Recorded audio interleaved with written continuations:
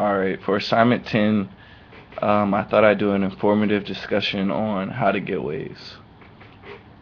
Alright, now I'm pretty sure everybody's seen waves, and if you don't know what waves are, I'm going to go over in the video what they are and how to get them. Alright, when I first saw waves, it had to have been maybe in like the 5th grade. I had seen the older kids on my street, and my friends, they had the 360 waves, they were spinning, all the girls liked them. Um, and really, what made me want to get waves was all the coolest kids I knew had them. So, if you want to be like the cool kids, you gotta do what they do. Um, waves. All right. Basically, waves are just curls that are laid down.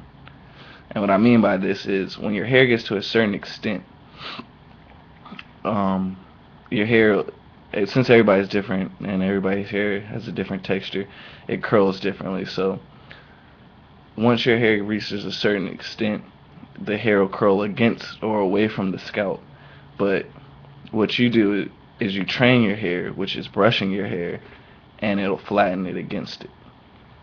So, alright, there's a few things that you'll need to get waves. One, you'll need a brush. Any brush will do, doesn't matter. You'll need a do-rag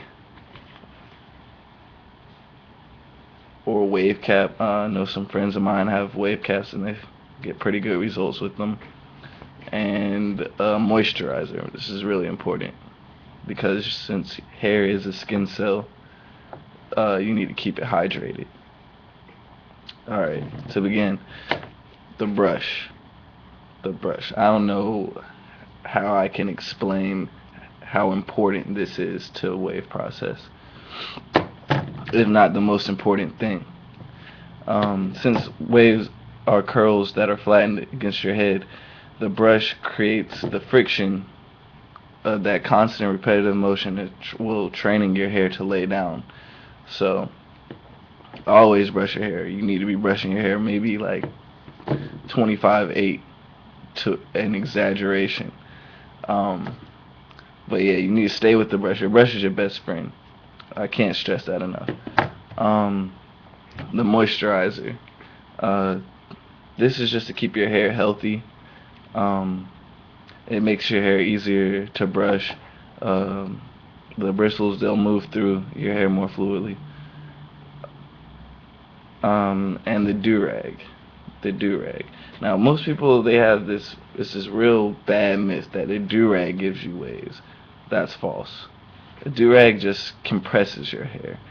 Like I said, waves are curls that are flattened, so compression is also important. Also, at night, when you go to sleep, you may toss and turn. I know a lot of people don't sleep on their back or sleep on one side, so the progress that you make throughout the day with your brush could easily be lost. So it's important to have a do-rag. And a tip that a friend of mine put on to me back in the day when I was getting my waves is that there's this line. I'm not really sure if my camera can pick it up, but a seam on the do-rag. What you want to do is you never, I see a lot of beginners make this mistake. You never want to put that seam on the inside when you put your do-rag on, because you'll have that stupid line that goes like down your head because either you tied it too tight. It's pretty funny to see. Not last. Once again, I really stress this brush. I know a lot of people, they start brushing their hair and they may get waves on the top. I'm not really sure if my camera can pick up my waves, but they get waves on the top of their head and they may not get them on the back or the side, but you need to apply pressure and brush throughout your head completely. And if you don't have waves on like the left side or the right side of your head, you need to keep brushing on that side, plain and simple. Well, this is my video. I hope it was pretty informative. I hope you learned something, and and I hope you guys' waves come out pretty dipping.